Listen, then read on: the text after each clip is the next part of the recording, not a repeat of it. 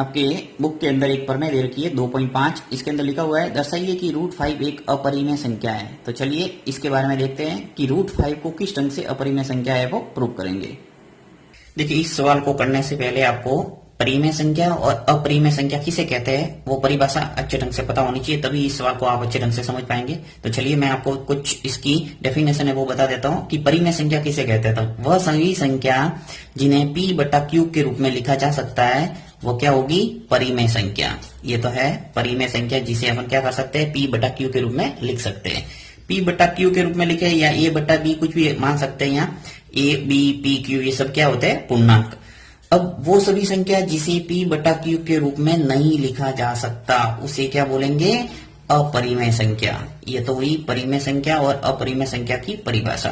अपरिमेय संख्या के कुछ उदाहरण देखते हैं, जैसे देखिए 2/5, 3/7। इस ढंग से अगर आपको दिखा यानी भिन्न का रूप अंश व हर के रूप में, तो वो सब क्या होगी? परिमेय संख्या।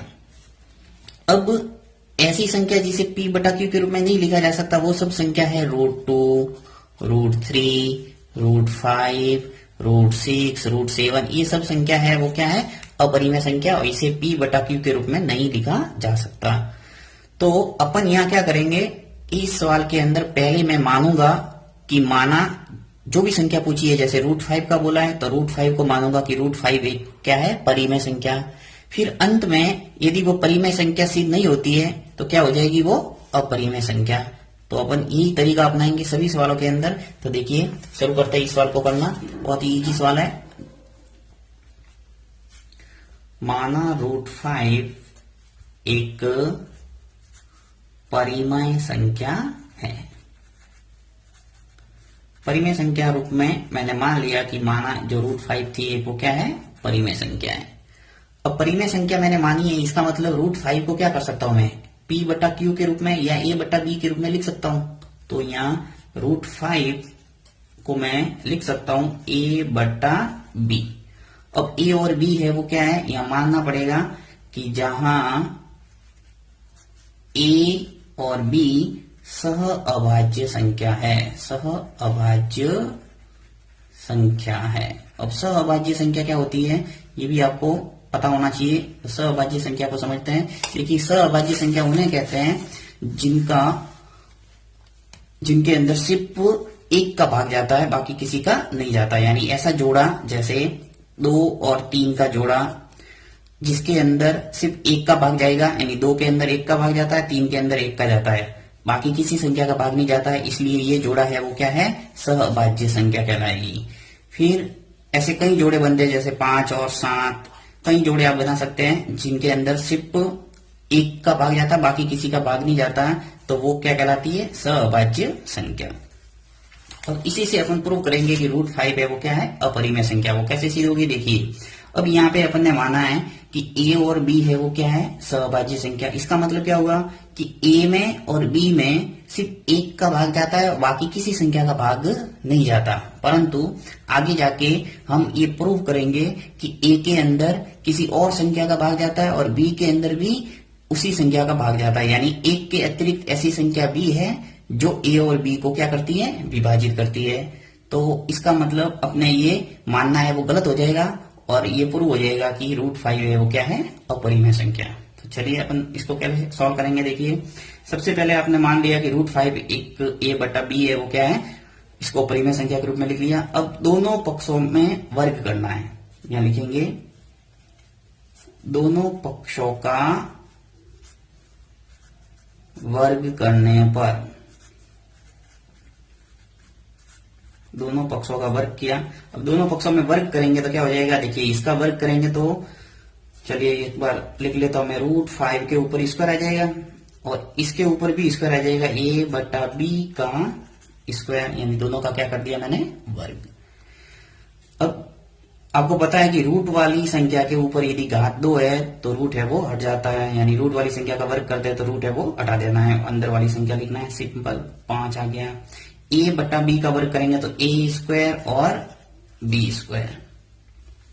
अब देखिए मैं वज्र गुणन करता हूं तो b² को इधर लाता हूं और a² बटा लिखता हूं 5। अब समीकरण नंबर इसका नाम देना 1। इस समीकरण 1 से क्या रिजल्ट निकला है, देखिए यहां लिखता हूं, समीकरण 1 से ये रिजल्ट ये निकला है कि ए स्क्वायर में 5 का भाग जा रहा है, यानी ए स्क्वायर है वो 5 से विभाजित है। इसका मतलब क्या हुआ, ए भी 5 से विभाजित होगा। पहले मैं लिखता हूं फिर इसको समझाता हूं कि क्या है। ये देखिए यहां लिखता हूं, चूंकि ए स्क्वायर 5 से विभाजित है या विभाज्य है, कोई भी लिख सकते हैं। ए स्क्वायर 5 से विभाजित है, इसलिए ये चूंकि का सिंबल है और ये इसलिए ए भी क्या होगी, 5 से विभाजित होगा। इसलिए ए भी 5 से विभाजित होगा। अब ये क्या है, देखिए इसको समझिए। अब कोई संख्या जैसे 5 है वो 5 से विभाजित है, यानी 5 में 5 का भाग 1 बार जा रहा है, तो 5 का स्क्वायर होगा, यानी 5 का जो स्क्वायर होगा वो भी तो क्या होगा, 5 से विभाजित होगा। 5 का स्क्वायर मतलब कितना हुए 25, और 25 में 5 का भाग जाएगा कितनी बार, 5 बार। यानी कोई संख्या अगर उसका वर्ग विभाजित है तो वो स्वयं संख्या भी क्या होगी, किसी संख्या से विभाजित होगी। चलो एक उदाहरण और देखते हैं। जैसे मान लो 36 है वो विभाजित है 6 से, इसका मतलब क्या हुआ कि 6 भी तो 6 से विभाजित होगा 1 बार, और ये कितनी बार विभाजित हो जाएगा, 6 बार। यानी 36 है वो क्या है, 6 स्क्वायर यानी 6 का वर्ग है। तो कुल मिला के आपको ये ध्यान रखना है कि कोई संख्या का वर्ग अगर विभाजित है वो स्वयं संख्या भी क्या होगी, वो संख्या से विभाजित होगी। तो देखिए यहाँ पे अपन ने लिख दिया कि ए है वो 5 से विभाजित है। अब पुनः अपन मान लेंगे कि माना, देखिए एक तो अपन ने प्रूव कर दिया कि एक में यहां अपन ने बोला था कि ए और बी सहभाज्य संख्या है, अर्थात ए और बी में सिर्फ 1 का भाग जाता है, बाकी किसी का नहीं जाता। तो ए के लिए तो अपन ने बता दिया कि ए में 5 का भाग जा रहा है 1 के अतिरिक्त। इसी प्रकार अपन बी को भी प्रूव करेंगे। तो बी को प्रूव करने के लिए अपन ए को मान लेंगे। पुनः माना ए बराबर 5c, यहां मैंने 5c मान लिया। अब ए का मान है वो समीकरण 1 के अंदर रख लेता हूं मैं। तो ए का मान समीकरण 1 में रखने पर, समीकरण 1 में रख रहा हूं, तो समीकरण 1 क्या मेरे पास, देखिए बी स्क्वायर बराबर ए का मान 5c रखूंगा तो 5c का वर्ग बट्टा 5। तो क्या हो जाएगा, देखिए बी स्क्वायर बराबर आ जाएगा 5c का वर्ग करेंगे तो क्या आ जाएगा 25c स्क्वायर बट्टा 5। अब 5 से 25 से वो कट जाएगा तो क्या हो जाएगा बी स्क्वायर 5c स्क्वायर, यानी 5 का भाग 25 में गया 5 बार, तो 5c स्क्वायर आ गया। अब इसको मैं लिख सकता हूं बी स्क्वायर बट्टा 5, यानी ये 5 का भाग लग जाएगा, गुणांक का लगता है भाग, तो c स्क्वायर। इसको आगे भी लिख सकते हैं अपन, c स्क्वायर बराबर आ गया अपने पास बी स्क्वायर बट्टा 5। देखिए ये स्थिति ऐसी की ऐसी आई है। यहाँ पे क्या आया था अपने, बी स्क्वायर बराबर ए स्क्वायर बट्टा 5, तो मैंने लिखा था कि ए स्क्वायर में 5 से विभाजित है, यानी ए स्क्वायर है वो 5 से विभाजित है, इसलिए ए भी क्या हो गई 5 से विभाजित होगा। तो यहाँ पर भी वो की वो स्थिति लिखनी है। समीकरण नंबर 2 आ गया अपने पास। इसको मैं यहाँ लिखा, आगे पीछे किया है सिर्फ, तो यहाँ करके लिख सकते हैं। तो चूंकि बी स्क्वायर 5 से विभाजित है, चूंकि बी स्क्वायर है वो क्या है 5 से विभाजित है, इसलिए क्या हुआ, इसलिए अपन कह सकते हैं कि बी भी क्या होगा 5 से विभाजित होगा।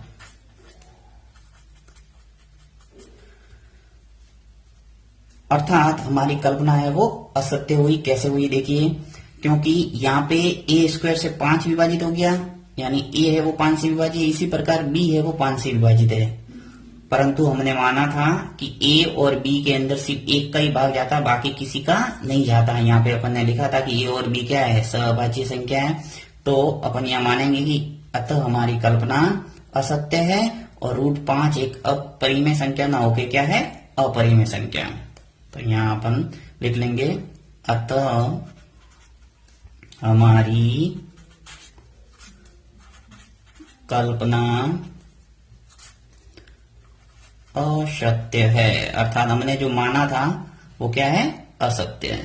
अतः हमारी कल्पना असत्य है और √5 एक अपरिमेय संख्या है।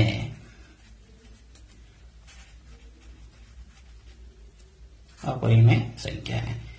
ऐसे सभी सवालों को करना है। देखिए अब मान लो आपके √5 की जगह √2 आ गया, तो आपको क्या क्या परिवर्तन करना है वो मैं बता रहा हूं आपको अच्छे ढंग से, तो समझना आप कि क्या क्या सवाल में चेंज होगा। जैसे चलो मैं अलग कलर से बता देता हूं आपको।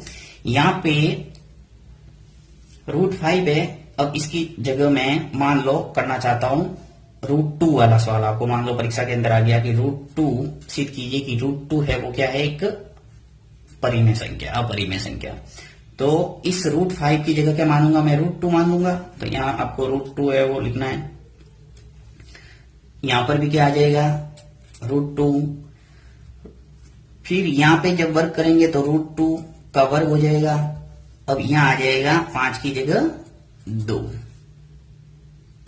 अब इस 5 की जगह भी क्या आ जाएगा, 2। यहां पे a² किससे विभाजित हो जाएगा, 2 से। तो a किससे विभाजित हो जाएगा, 2 से।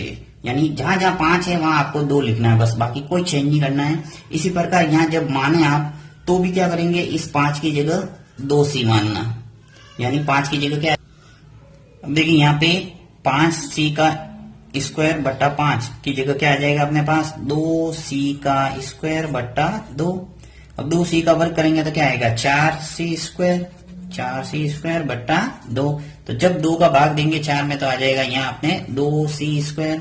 फिर यहाँ जो स्थिति बनी है वो इस टाइप की बन जाएगी। देखिए यहाँ पे आ जाएगा 2 यानी b² बट्टा 2।